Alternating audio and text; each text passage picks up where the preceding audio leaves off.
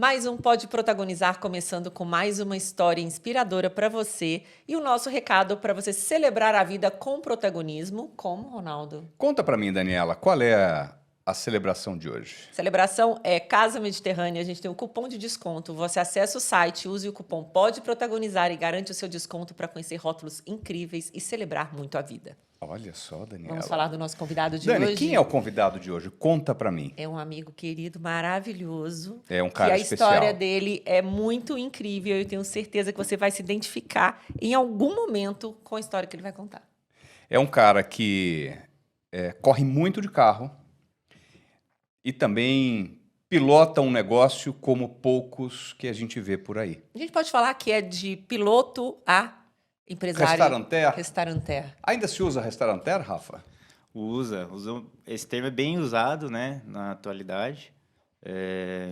Eu confesso que eu tenho uma cabeça mais dinâmica, então eu diria que sou um restauranter empresário, né? Eu gosto de desafios, projetos, então dá bem o termo para mim, mas mais como empresário também. Se a gente pudesse voltar, contar aí a história da tua vida, quer dizer, começando aí com a corrida de kart e tudo mais, como é que do kart você foi parar no restaurante? O interessante é que assim, eu nasci em Minas Gerais, em Extrema, né? Minha mãe, Essa a família, parte eu não sabia. É mineiro. eu sou mineiro, É. nasci em Extrema. A família da minha mãe é de Minas, Extrema. E a família do meu pai é aqui de São Paulo, né? Meu pai estava fazendo algumas manutenções em alguns sítios ali na região, conheceu minha mãe. E aí namoraram bastante, nasceu minha irmã e depois de 2 anos nasceu eu. Nasci em 92, tenho 31 hoje. E aí quando eu nasci em Extrema, minha irmã nasceu em São Paulo, porque eles já estavam se dividindo entre Extrema e São Paulo. E no caso, logo que eu nasci, eu morei em São Paulo com os meus pais. Então eu fiquei do 0 aos 6 anos morando em São Paulo. E aí, nesse intervalo, a gente morava ali próximo da saúde, tinha uma pista de kart, que na época era um kart que acabava indo um instrutor junto, porque a gente não tinha o tamanho para o pedal, então a gente só pilotava. E eu andei algumas vezes, acho que com 5, 6 anos, algumas vezes aqui, brincando, tinha adorado o negócio. E aí casou que... com 6 anos, meu pai e minha mãe separaram, e aí eu voltei para Extrema com a minha mãe, para morar com a minha mãe, e eu retornei para São Paulo com 13 anos. Aí, nessa de voltar para São Paulo... Já alcançava os pedais? Já alcançava os pedais, aí eu comecei a andar de kart alugado, aí meu pai falou, quando você começar a ganhar desse pessoal, eu te compro um kart. Aí eu comecei a treinar, e aí comecei a ganhar algumas corridas. Não são algumas, Ele é não. humilde, né, gente? Mas conta aí. E aí eu cobrei aquele kart que eu queria, né? Aí ganhei o kart, comecei a treinar profissional. E aí eu fui subindo de categoria até chegar à categoria graduados, né? Andei de shifter, a última categoria que eu fiz, que é aqueles karts com marcha, que é a sensação mais próxima do Fórmula 1. Então é o peso-potência mais equilibrado em relação à Fórmula 1. Ou não? Ou ele tem, tipo, para alguém brincar assim também? Não, Eu acho que não tem de brinquedo. Esse não tem de Não brinquedo. dá para falar, eu tem a vou com os pilha. amigos ali numa pista, não tem, não Se é quiser esse. morrer, é um caminho rápido então e fácil. tá, só curiosidade. Eu confesso que não recomendo para as pessoas ir direto no shifter. Eu acho que todo mundo tem a capacidade de aprender e chegar lá, né? Obviamente, se não tiver medo, se tiver bastante coragem, determinação, porque não é fácil. É um brinquedo, assim, O apelido dele é cadeira elétrica, então... Uau! Chega a quantos quilômetros? Depende da pista. Aqui no Brasil é um pouco mais baixo a velocidade, em média 130, 140 aqui no Brasil, Que mas já esses é, karts lá então. fora chega 150, 160, dependendo da pista. Com o seu bumbum a 1,5 dedo do asfalto. Então, Uau. imagina, você está com o seu campo de visão ali embaixo, a sensação de velocidade que é um negócio desse, sem nenhuma proteção, né? Agora, Esse período que você ficou como piloto no kart, quanto tempo? Quer dizer que agora tá de novo, mas esse quantos anos? Na verdade, desde sempre, né? Com 6 anos aquilo De já 6? ficou marcado em mim, né? Gostaria de continuar ali na parte de aprender mais, né, sobre o kart. Meu pai queria ser piloto, então acho que ele também depositou essa vontade dele para que eu aplicasse isso no esporte. E aí eu comecei, fiquei quase até hoje, né, praticamente tô parado tem um tempo, tem 9 anos e meio que eu não corro profissionalmente, mas ao longo desses anos eu também fui treinando, fui competindo, fui pegando uma carona com algum amigo piloto, que eu acabei fazendo também, então nunca deixei de estar totalmente fora assim, né? Deixa eu só contextualizar para você. Esse fora de forma é assim, ele pega um kart emprestado e bate o recorde da pista. É isso. Só para você É só entender. isso, é. Eu Não, queria, eu tô meio enferrujado, viu, diretor? quero o Rafa É. como coach. Mas Inclusive a gente tem que marcar, tem né, que nosso marcar. Eu vou kart. marcar uma gravação com ele, gente. Ele vai me ensinar a andar de kart. Eu Vai já ser andei de Penélope brincadeira. Charmosa, né? É o meu desafio. É. Agora, conta a novidade. Você estava contando aqui nos bastidores que agora vai ter uma corrida aí. Agora na verdade aguçou um pouco a vontade de voltar a treinar, voltar a competir, né? Porque isso nunca saiu de mim, é uma coisa que eu carrego e acho que vou carregar para sempre. E aí agora, 12 de agosto, vou voltar a correr. Vou correr de shifter na Copa São Paulo, Granja Viana. E Olha. vocês estão Estaremos convidados. lá Imagina, com assim, faixas, tava lá. balões e tudo Isso, mais. barulho. Barulho. Agora, O meu foco é entrar no top 10, já que eu tô 9 anos e meio parado, né? Vou com a cabeça para ganhar, obviamente, mas a minha meta é entrar no top a gente 10 vai deixar aí isso aqui registrado, esse trechinho, e depois da corrida a gente vai colocar, porque ele vai ver a boa classificação Olha, dele. se for por torcida, você já ganhou. Você pode ter certeza disso. É isso. Mas eu acho que o interessante do kart, né, que a gente estava comentando como é que eu cheguei aí no mundo dos restaurantes, né? O meu pai já tinha o Agutsu, né? A empresa hoje tem 17 anos, ele fundou com um sócio amigo.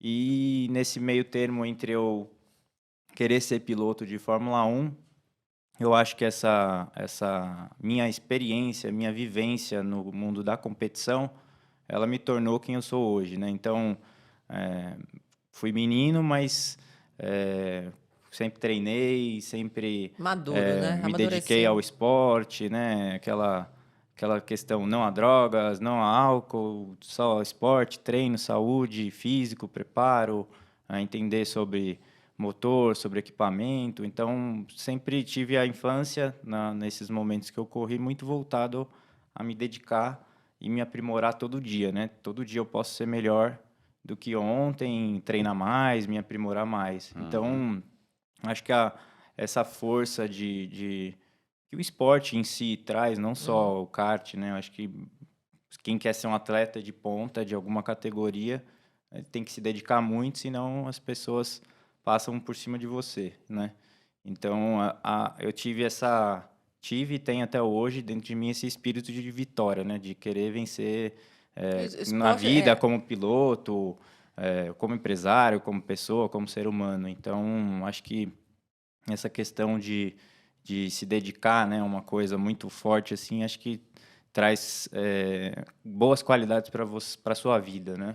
E para mim trouxe vamos dizer, essa aplicação de resiliência, de força, de vontade, né, de coragem. Então, acho que todo essa infinidade de coisas, ela acaba entrando na sua mente, no seu corpo e Com te torna uma certeza. pessoa diferente de outras, vamos E dizer assim, né? disciplinadíssimo, porque várias vezes que a gente foi no restaurante, um maravilhoso, inclusive, um nhoque delicioso, e o Rafa estava lá, chegava o prato dele de dieta, né? Exato. Só a proteína, saladinha, e ali o dia todo, né, com aquela tentação ali para comer, né? Com massas maravilhosas, enfim.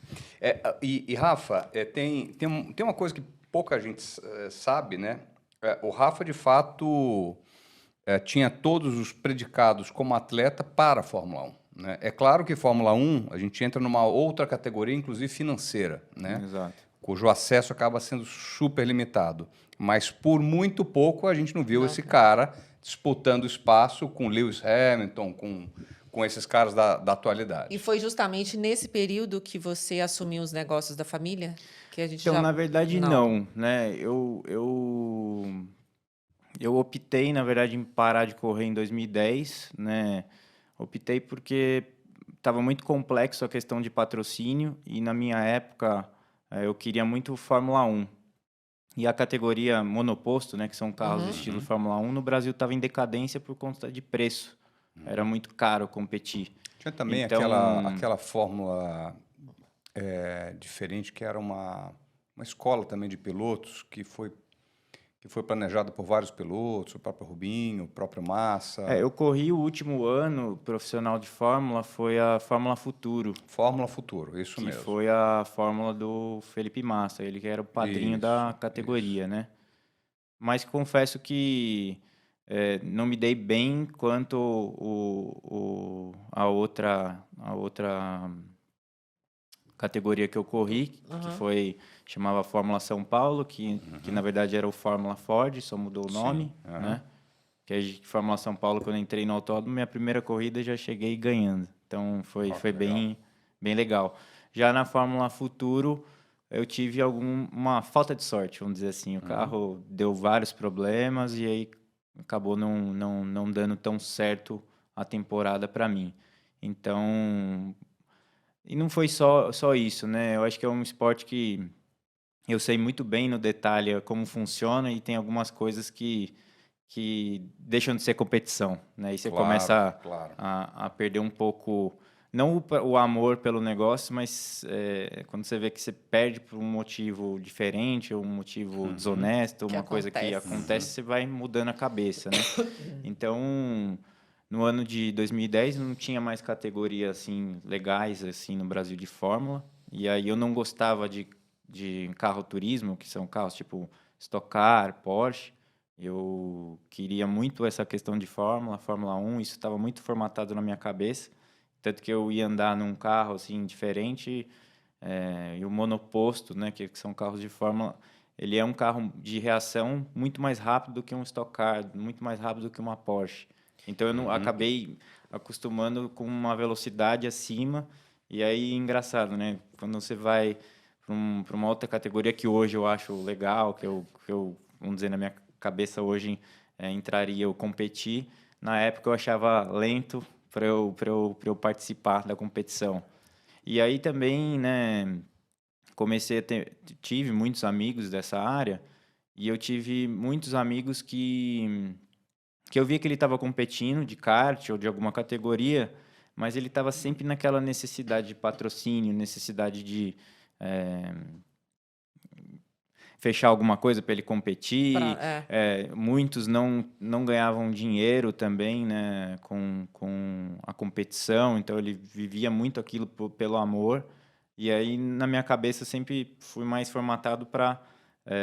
obviamente, tenho amor, tenho paixão pelo negócio, mas eu também não queria deixar a minha vida de lado, que não é só a competição que faz parte da minha vida. Então, eu queria poder realizar meus sonhos, poder ter os bens materiais que eu desejo, poder viajar, poder aqueles curtir minha carrinhos de vida. 600 HP, né, Exato. na garagem, enfim. E tem limite, assim, de idade? Quer dizer, a gente sabe que se você quiser, qualquer pessoa que treinar hoje, né, para fazer uma Porsche Cup, você não precisa qualquer pessoa assim, né? Você pode ter condição, ter alguma coisa, e ir lá treinar. A gente vê vários casos de pessoas que começaram a aprender e vão correr de Porsche lá para brincar. No caso da Fórmula 1, tem um limite de idade? Vamos supor que você vai voltar a correr agora. Até que idade assim, tem chance de você ir para uma coisa maior?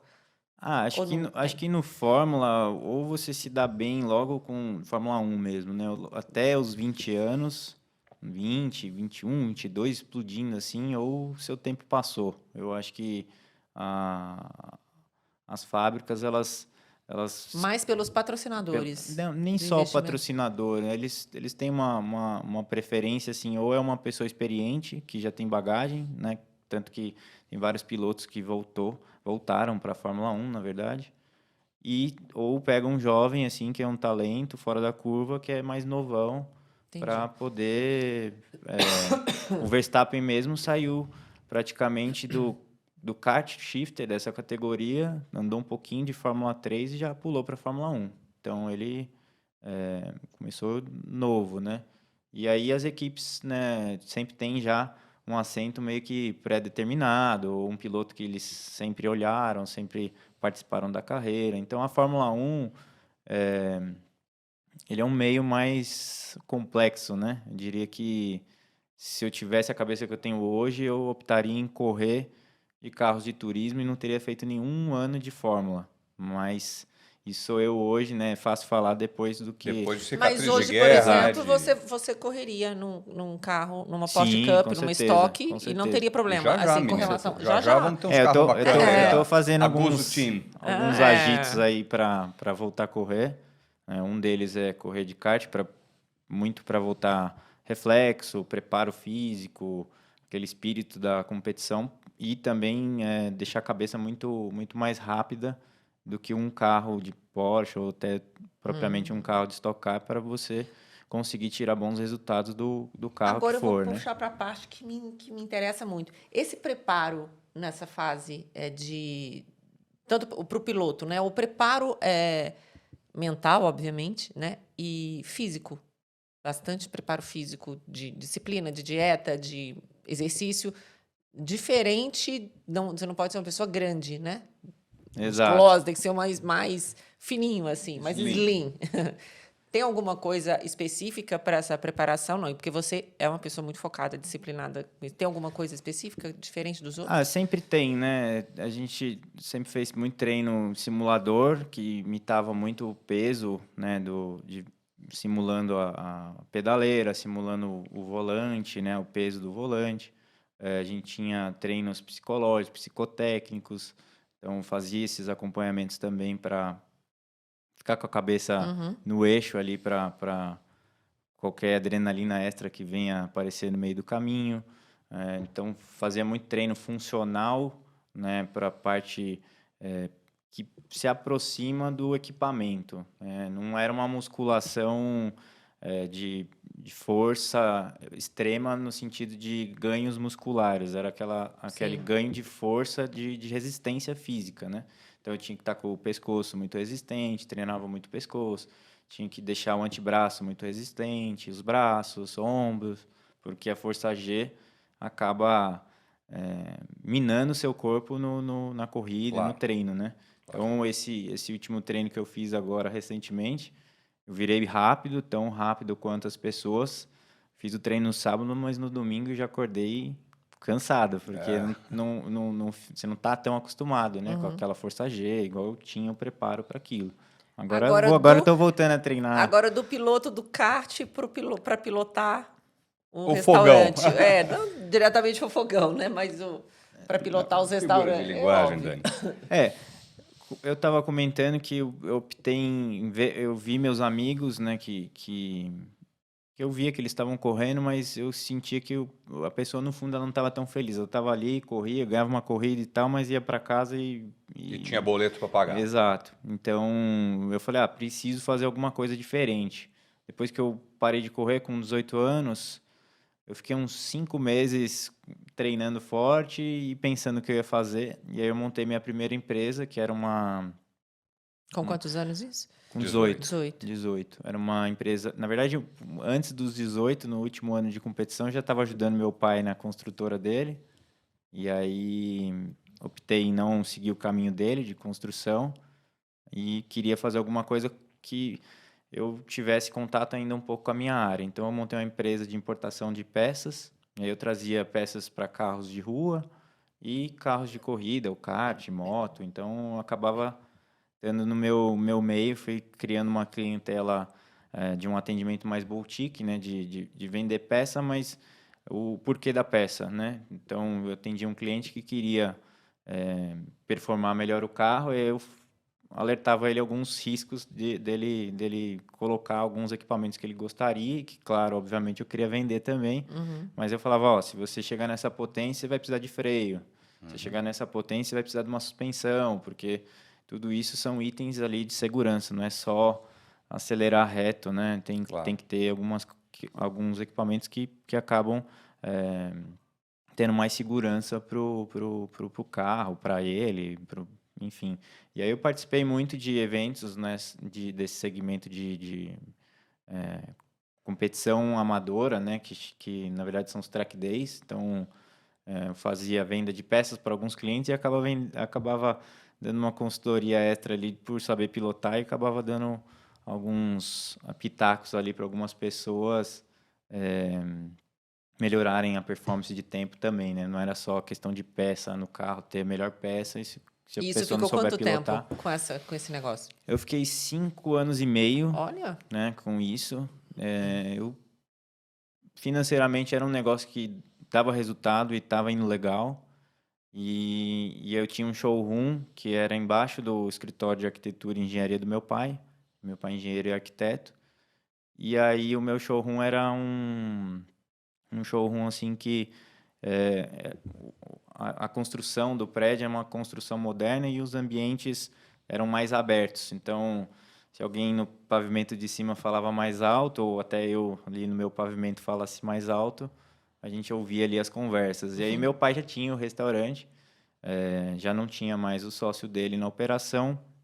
Um belo dia eu estava ali trabalhando na minha área ali da importação de peças e eu vi alguns berros do meu pai quanto ao restaurante. E aí eu subi e falei, calma, eu vou lá, te ajudo, eu vou dar uma olhada no negócio, eu vou ver como é que tá, fica tranquilo, mas acalmando o meu pai, né?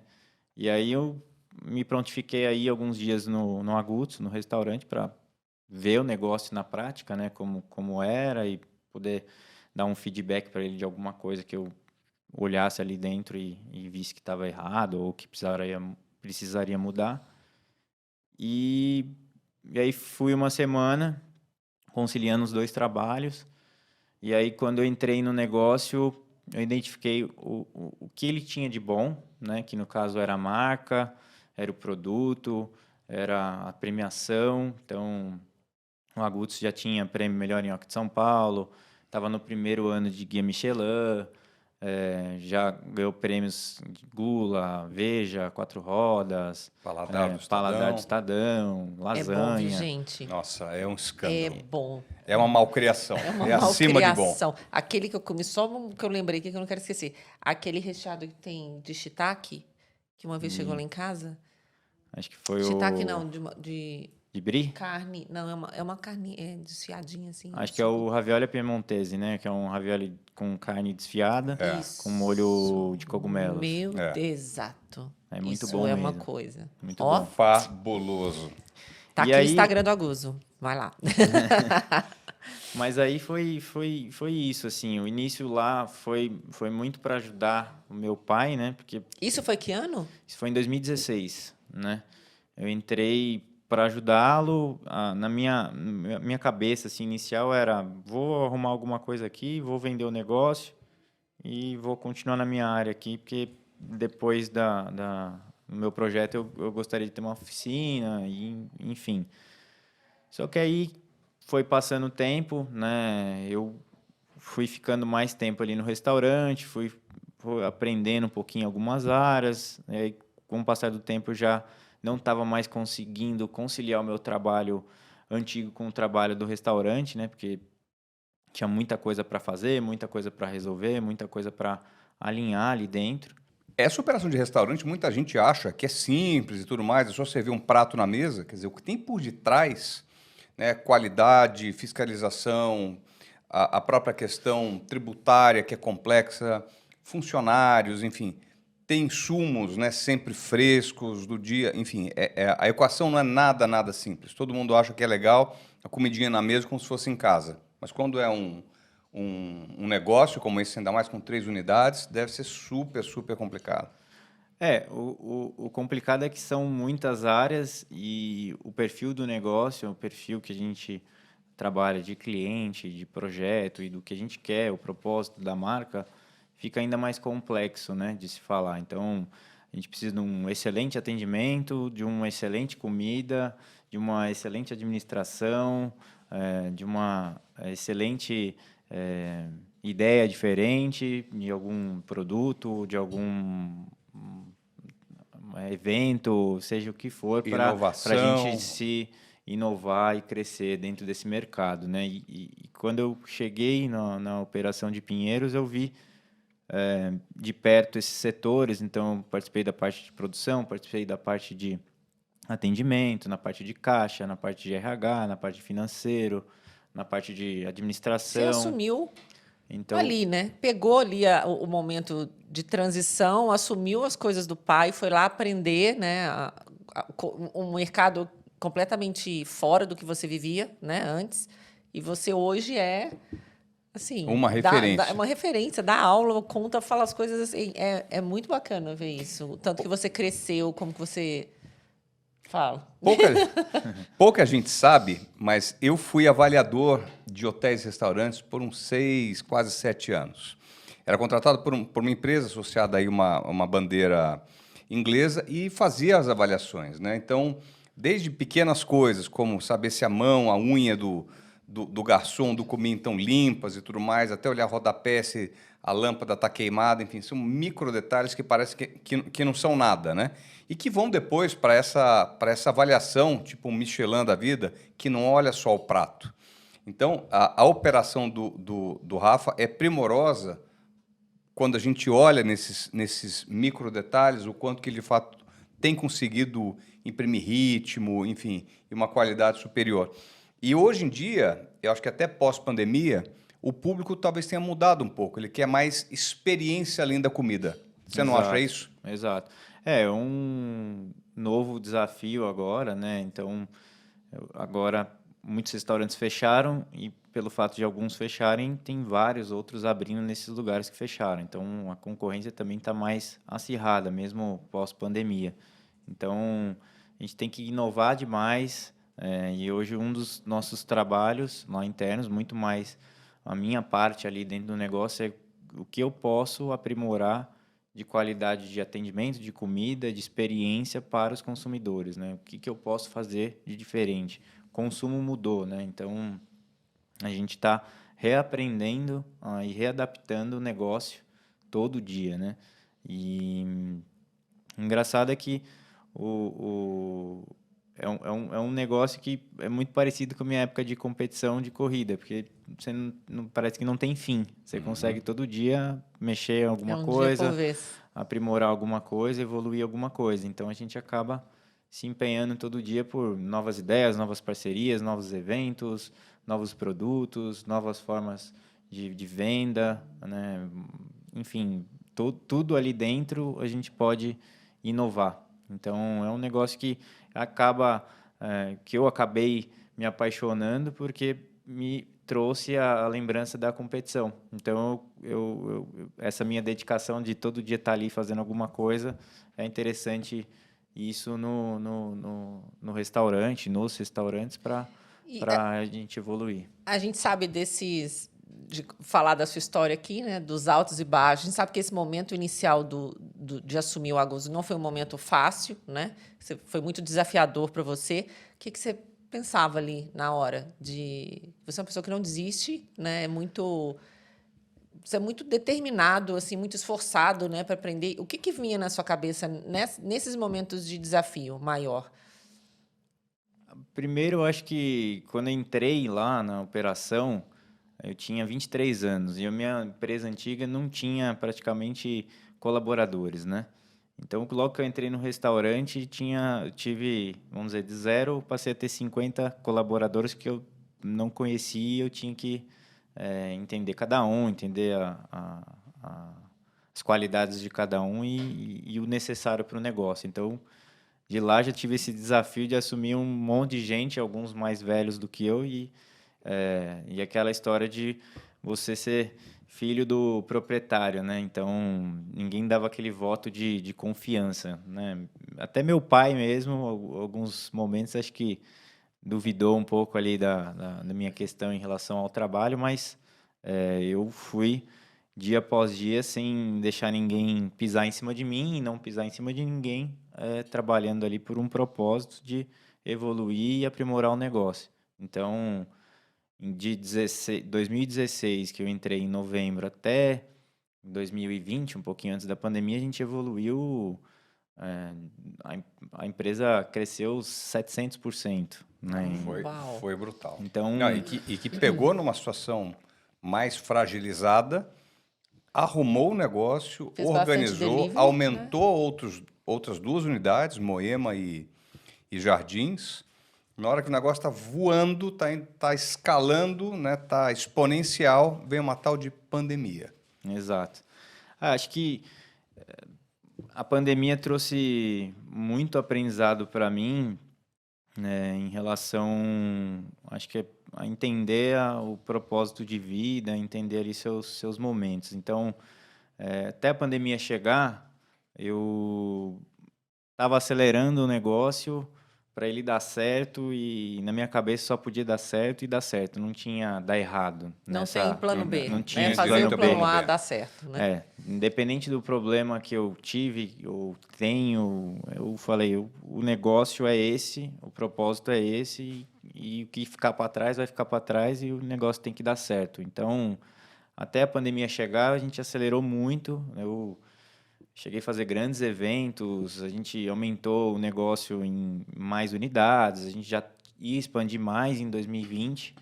E aí, quando a pandemia chegou, foi um baque para mim, porque tudo que eu estava planejando e que eu estava me empenhando estava dando resultado, acima até do esperado. Então, eu estava numa alegria enorme, né? E aí, a pandemia chegou e a gente... Eu optei em pausar um pouco o negócio para eu pensar um pouco em casa, logo que a pandemia iniciou, porque a gente já estava muito maior. Não era mais o Agutsu da forma que ele trabalhava de 2016 para trás. Era um outro, apesar de ter a mesma marca, o mesmo propósito, era um novo negócio, né? Então a gente começou a pensar mesmo.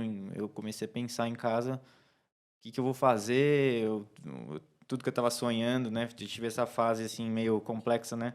No sentido de sentir que você está perdendo o negócio pela pandemia mesmo, né? Então, a unidade dos Jardins tinha 3 meses de idade, já tive Né? que fechar Tudo logo novinho, na folha, sequência, bombando, né? Tava bombando. voando a unidade. Então, eu tive que também dar alguns passos para trás e engolir seco, assim, no sentido de admitir que uma coisa séria estava chegando. Então, eu tive essa reflexão dentro de mim que isso ia ser muito sério. Eu optei em pausar alguns negócios momentaneamente. Enfim, essa estratégia E se investiu mais no delivery nessa época também, para a né? gente, Dani, na verdade, antes da pandemia, a questão de delivery ela era muito melhor, porque os nossos os outros restaurantes que têm o nosso perfil, eles não tinham tanto foco de delivery. Não era uma coisa. Existia o delivery, mas o Mas aí delivery da depois todo mundo foi pizza, fazer. aquele delivery da esfirra, da pizza, uma coisa mais tranquila. Não tinha o hábito de todo mundo querer uma experiência diferente no delivery, né? Então, O que é muito difícil, né? Você É, vai lá comer um carril é de cordeiro com completamente. risoto maravilhoso, o cara vai levar exato. numa moto. Chega Enfim, não vai chegar lá a melhor experiência. O grande problema do delivery é que ele compete com outros produtos que sofrem menos com relação a isso, especial, né? Hambúrguer, pizza, esse tipo de coisa. E que o legal da comida de qualidade é a experiência que o salão, né, que o restaurante né, acaba da comida gerando. Né? bonita ali no prato. O Então, delivery A a gente gente, chega, o né? delivery Mais a ou menos. gente também consegue fazer uma experiência interessante, né? Em 2017 eu instalei o aplicativo do restaurante para delivery, isso bem antes da pandemia. Então, quando a pandemia chegou, a gente estava tranquilo porque a gente já tinha uma experiência e estava indo super bem em relação ao delivery.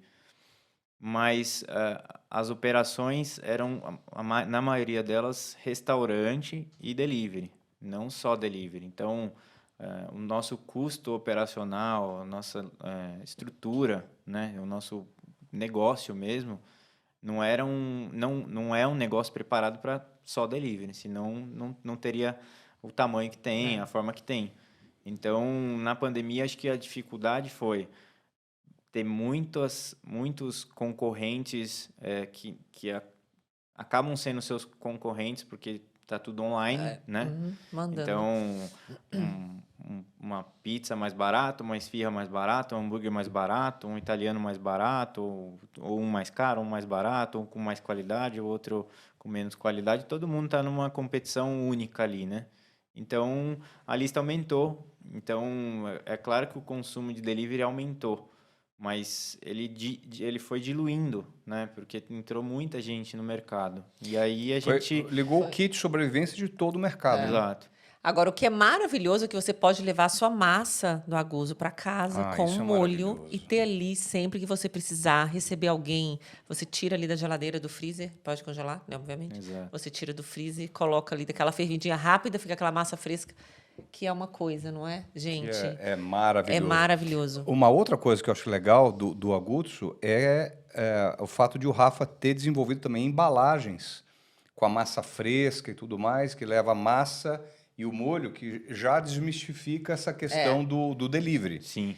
Que chega, além da embalagem ser linda, né, e com aquela vitrinezinha, você vê a massa e tudo mais, não perde qualidade, né? Exato. E você quase que finaliza em casa, que dá aí essa gourmetização, né? Que todo mundo... E tem um detalhe também. Todo mundo acaba já gostando que de fazer. A gente está deixando você com água na boca assim, os pães... Esse o objetivo, É esse o tá? objetivo. Os pães são feitos no próprio aguzo, de fermentação natural, maravilhoso. E aí você também pega o pãozinho, dá uma molhadinha no azeite, também do aguzo. Aí você faz toma o vinho. Enfim, gente, é uma loucura total gastronômica aqui esse negócio também, né, Rafa?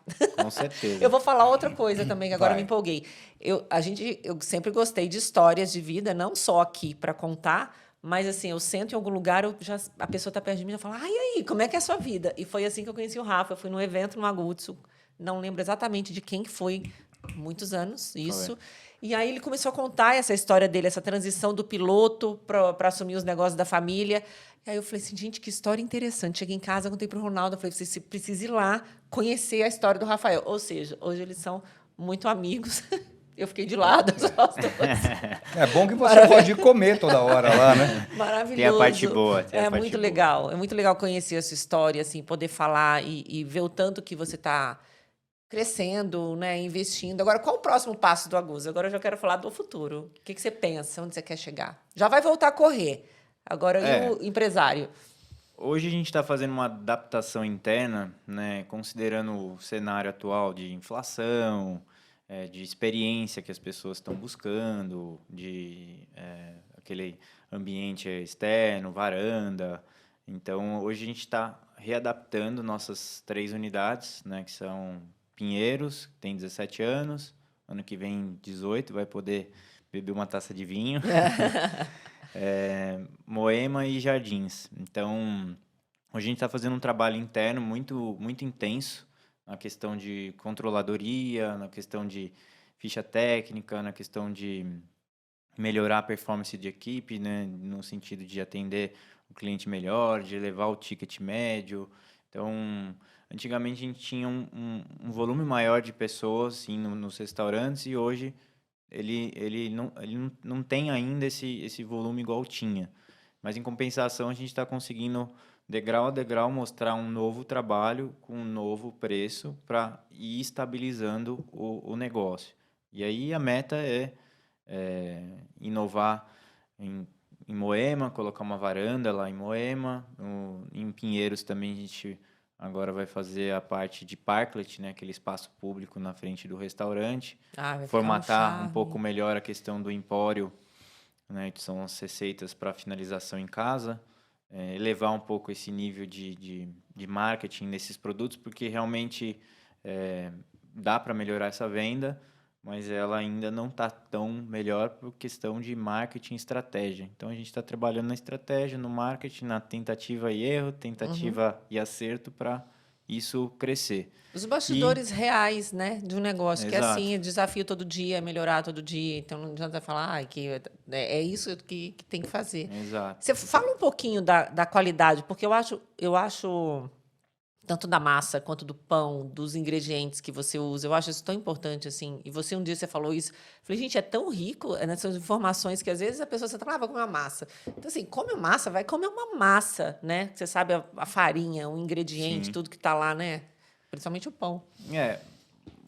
O nosso diferencial, né, é comprar os insumos in natura e fabricar o nosso produto. Então, tudo que é vendido ali, a gente tem uma manipulação. Então, os pães são feitos em casa, as massas, os molhos, patês, os ragus, tudo é feito lá. Então, não existe um produto,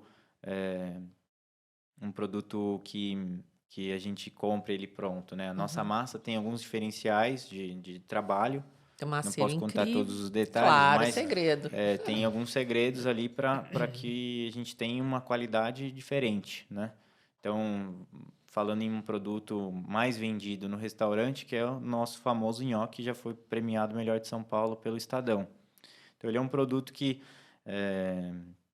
a gente quase não usa farinha na receita. Então, quando um cliente degusta o nosso nhoque, ele acaba dissolvendo na boca. Então, não é aquele nhoque que depois que você come ali o prato, fica pesado no estômago, sabe? É um produto diferente. E O de até para quem não gosta gorgonzola, de nhoque, o que tem gorgonzola, molinho de gorgonzola, é esse que foi o premiado. um Um deles deles. é esse, né? Na verdade, esse foi o premiado, né? O nhoque della casa, que é um nhoque de batata com espinafre, um molho cremoso ali de gorgonzola. E a gente salteia um pouquinho de nozes em cima e fica para. Aí maravilhoso. sim. Esse prato ali é um dos mais vendidos do restaurante. Então, E tem o fileto, que eu acho que vale a pena você falar. O fileto o agutsu. fileto... que ele é Qual é o empanado? seu? Qual é o seu favorito? Não, Nossa. deixa ele falar. Lembrei de outra coisa aqui, gente. Peraí, vai. Fica falando de comida, fica. O fileto, né, chama clássico fileto aguzzo, ele é uma variação, a gente chama no cardápio variação do filé à parmegiana. Aí tem uma historinha ali engraçada que o filé parmegiano foi feito em São Paulo, não foi feito na Itália. Na Itália foi feito o milanesa de Milão. Então, nós fazemos o milanesa e o parmegiano, que é mais ou menos a mesma base, é um filé mignon empanado com croutons de pão especial que é feito ali no restaurante. Então, é um maravilhoso. parmegiana diferente, né? E o nome variação do parmegiana, por quê?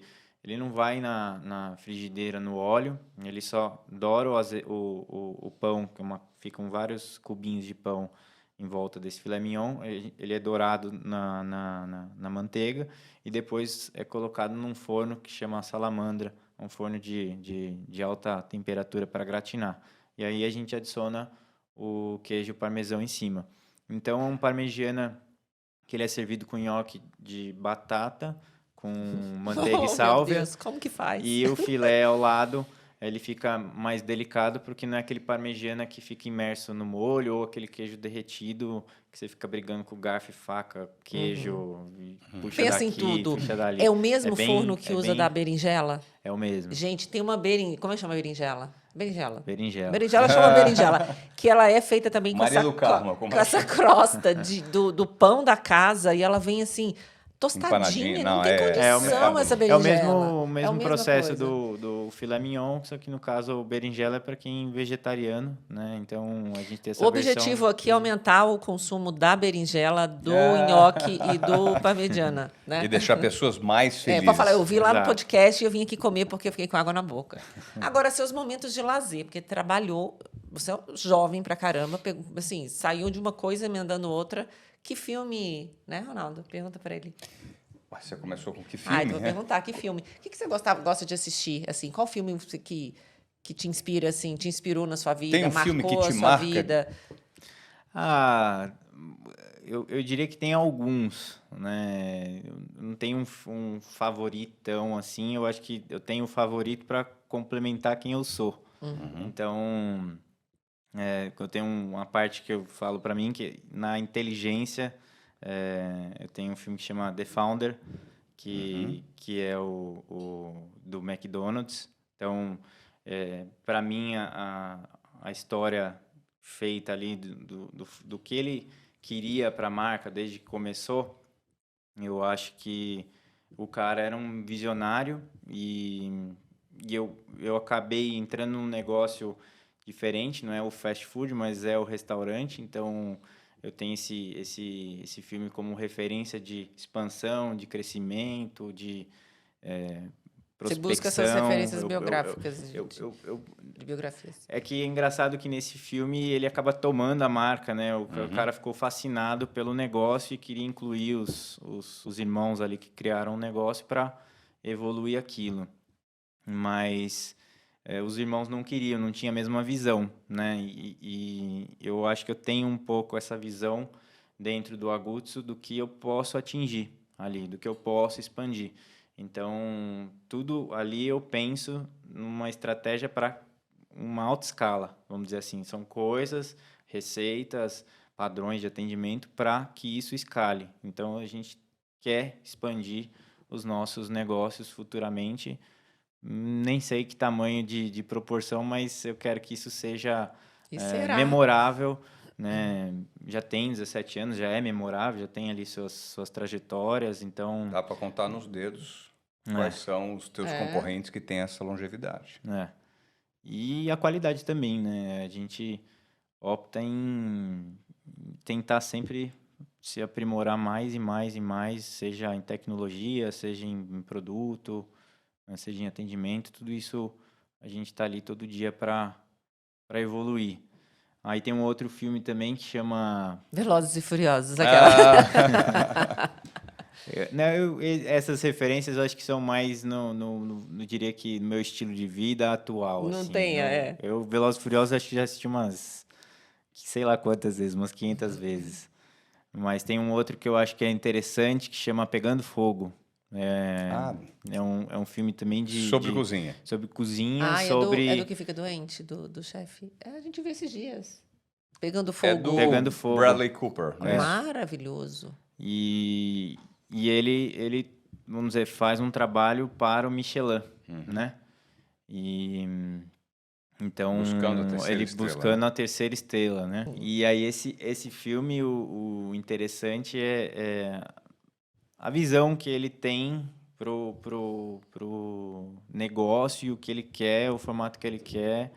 E poucos entendem, né, a cabeça dele, mas ele fica ali nos altos e baixos ao longo do filme e no fim ele consegue o que ele deseja, o que ele sonha, né? Então eu não penso que o restaurante eu quero atingir as 3 estrelas Michelin. Eu penso que o prêmio ele é importante, obviamente, todos os prêmios são importantes, mas o prêmio principal é você ter um negócio de longa data, com clientes ali que são fiéis e que adoram ali tua marca, teu produto e que tem as suas rentabilidades para que isso tenha E vai chegar, tenho uma vida certeza. muito longa. Então, acho que a referência aí do filme é mais no sentido de persistência de trabalho, né? Então, a gente quer evoluir isso para atingir alguns patamares maiores. E o último filme. o último filme que eu gosto também, que aí já é um filme meio no sentido de equipe, time, força de vontade, se juntar e tal, mas não tem nada a ver com o restaurante, é mais aquela sensação de energia de a gente juntar as mãos e ir para frente e vamos dominar o mundo, que aí é uma coisa que eu tenho essa característica de querer unir as pessoas, de querer que todo mundo esteja conectado, vestindo a mesma camisa, trabalhando pelo mesmo propósito. É o Lobo de Wall Street, né? Que é todo mundo meio maluco ali para Sensacional. para Filmes inspiradores, atingir com os certeza. seus objetivos, sejam eles quais são, mas acho que aquele espírito que todo mundo vive ali no filme, no começo, né, de querer dominar tudo, é um pouco do que eu sinto para que o time tenha essa proximidade de ideias e de aceitação de tudo que é inovador, né? Porque eu acho que é o mais difícil é você colocar na cabeça do outro o que está na sua cabeça, se passar isso para a próxima pessoa. Convencer, gerar engajamento, né? Você sabe que tem uma questão super curiosa. Todos os restaurantes querem as várias estrelas Michelin, né? Mas poucos que chegam a 2 ou 3 estrelas Michelin são longevos.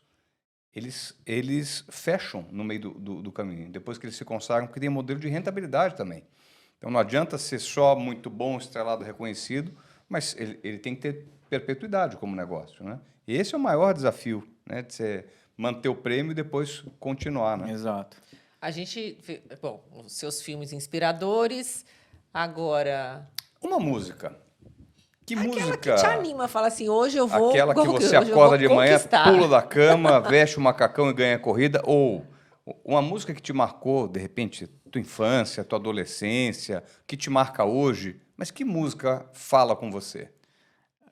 Eu acho que é uma música mais agitada, mais rock and roll mesmo, apesar de eu não escutar todo dia, mas quando eu quero, eu tô fazendo algum projeto, e ela é uma música que eu escutei muito antes das minhas classificações de corrida para dar aquela motivada assim Muda a chavinha daquele ânimo, né? que é do Metallica, que chama Enter Sandman. Uhum. Que eu gosto daquela batida rock and roll, e aí eu sempre corri e colocava essa música para esquecer um pouco fora e sentir aquela potência. A música vibra, né? Dentro vibrando. da gente. Que maravilha. Eu gosto bastante. Já que ele tá nessa empolgação, eu já vou lá Manda, Dani. mandar a frase, Rafa. Tem uma frase de alguém, ou sua mesmo, que você fala, aquela que te inspira e que pode inspirar as pessoas, porque a gente vai fotografar, você vai escrever, a gente vai fotografar e vai virar um post. Uma frase que você goste. Eu tenho duas, né? A velocidade é meu combustível, então eu acho que a gente tem que acelerar na vida para atingir os objetivos, porque se a gente não acelerar, vai passando, vai passando, vai passando. E até na pandemia eu passei uns altos e baixos e agora tem voltado aí um pouco essa fase, independente do que vai acontecer, o que está acontecendo, eu vou acelerar e vou Isso, botar sem olhar para velocidade nisso para não me frustrar. Então, eu sou um cara que fui ensinado tudo que eu não quero, né? Tudo que eu não quero, eu sei. Então, isso já me dá um pouco mais de foco ali para eu ir para frente. Então, sem dúvida. escreve ela pra se gente. tudo que eu não quero, que eu já sei na minha cabeça, então eu tenho que ficar correndo atrás e deixando uns probleminhas ali de canto e focando no objetivo para eu conseguir os meus objetivos particulares, pessoais, enfim. Claro. E ano que vem, se Deus quiser, volto com tudo aí no mundo das corridas e conciliando no meu negócio, fazendo o contrário, né? Que sensacional. E a gente vai comemorar junto. Equipe Escreve. Abruzzo. São duas frases. E a segunda frase? A outra é uma frase que eu falo comigo, eu posso conquistar o mundo. Então, essa é uma frase, ela é mais genérica, mas é uma frase que eu tenho comigo que eu não... Se eu tenho vontade de fazer alguma coisa, eu tenho vontade de ter alguma coisa, eu tenho vontade de ser alguém, eu posso ser essa pessoa. Então, não tem esse medo de nunca tive um receio, sei lá, até no restaurante, fiz ali uma reunião que nunca participei do assunto, eu deixo o medo de lado e falo, vou estudar, vou entender, vou fazer, vou deixar isso aqui acontecer e vou me dedicar. Isso é protagonismo, minha gente. Por mais que eu não tinha Enfrente estudado os medos, antes ou tinha visto o assunto antes, eu falo, independente do que for, eu vou conseguir, Aquela vou coisa, fazer. não tem impossível. Se é impossível, me dá 5 minutinhos que eu vou ali estudar e vou fazer reunião. Com E isso certeza. foi te dando muito mais força, né? Sim, enfrentando seus medos, fazendo as coisas. Se tornou um líder. Assim, você contou uma vez que eu achei muito bacana, que a maneira que você trata os seus funcionários, que você reúne todos e fala sempre preocupado muito com o lado humano e tudo. Isso faz toda a diferença no atendimento ao público. A gente sente isso quando vai lá, né? A sua preocupação. Quero que você escreve. Temos duas fontes. Aí, ó. Temos uma mais fina e uma mais grossa. Vou nessa aqui, ó. Aí você escreve Escrever minha frase? as suas duas a frase frases que você e aí quiser. você assina. Pode ser até as duas. Pode ser as duas.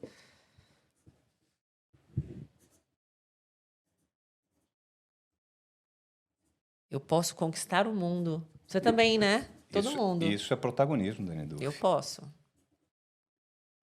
Falar essa frase de manhã no espelho todo dia. É boa, né? Não é, Rafa? E no fundo tem um pouco de verdade, né? Porque Não é um pouco, não. Tem muita Muita. verdade. muito. Se você não acredita em você mesmo, quem vai acreditar? É bem isso. Né? Bem E isso. a história do impossível, né? Até Confúcio já falava isso há 2.600 anos atrás, o impossível é a somatória de várias coisas possíveis, Sim. tá certo? Então, escolha o seu impossível. E não tem limite. Dá um presente para ele, Ronaldo. Rafa, enquanto você escreve sua frase, a Casa Mediterrânea quer te dar um presente, que é um vinho com muito protagonismo, um vinho da Sicília,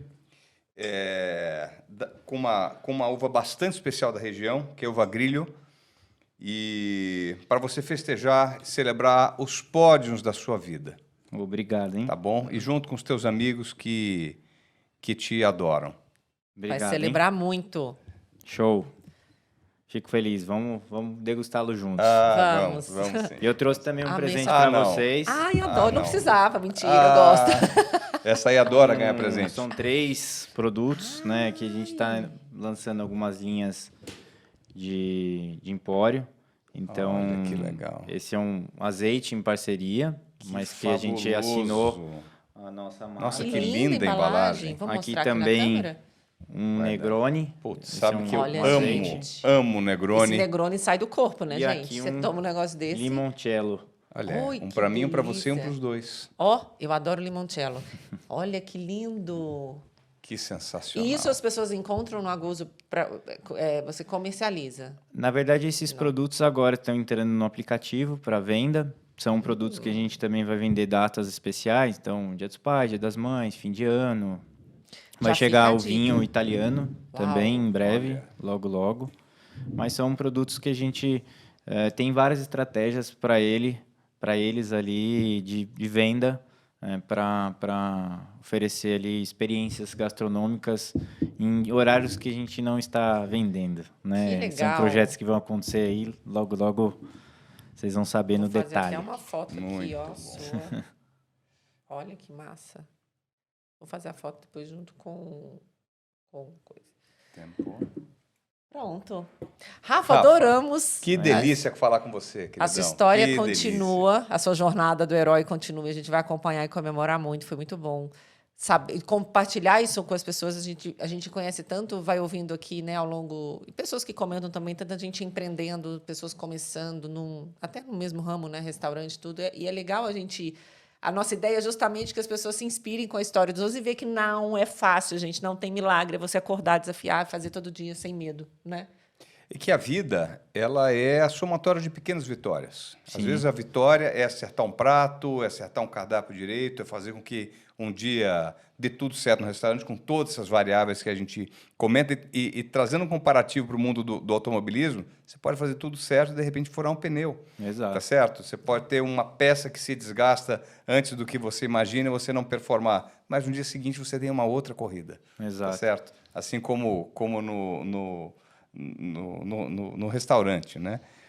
E o mais legal de tudo, eu acho que do restaurante que me proporcionou é conhecer pessoas, conectar com pessoas importantes. Então, vocês são grandes amigos, estão no meu coração para sempre. Você também. Você é um irmão, querido. Vocês Você é estão você é comigo muito sempre, especial. todos os dias. A gente Obrigado torce por muito tudo. Mais por do que você. recíproco. Olha, espero que você tenha gostado. Não tem como não gostar. Agora, vou fazer o convite oficial. Faça o Aqui convite está oficial, o Instagram Dani do Duffi. Aguzo. Vocês, por favor, apareçam lá, experimente a berinjela, Ah. o parmigiana, o nhoque premiado e todas O as outras fileto, coisas a deliciosas. lasanha. Absolutamente tudo. Obrigada, vão se Rafa. arrepender. Obrigado a vocês. Delícia, Beijão. Rafa. Deixamos água na boca aqui. Até a próxima.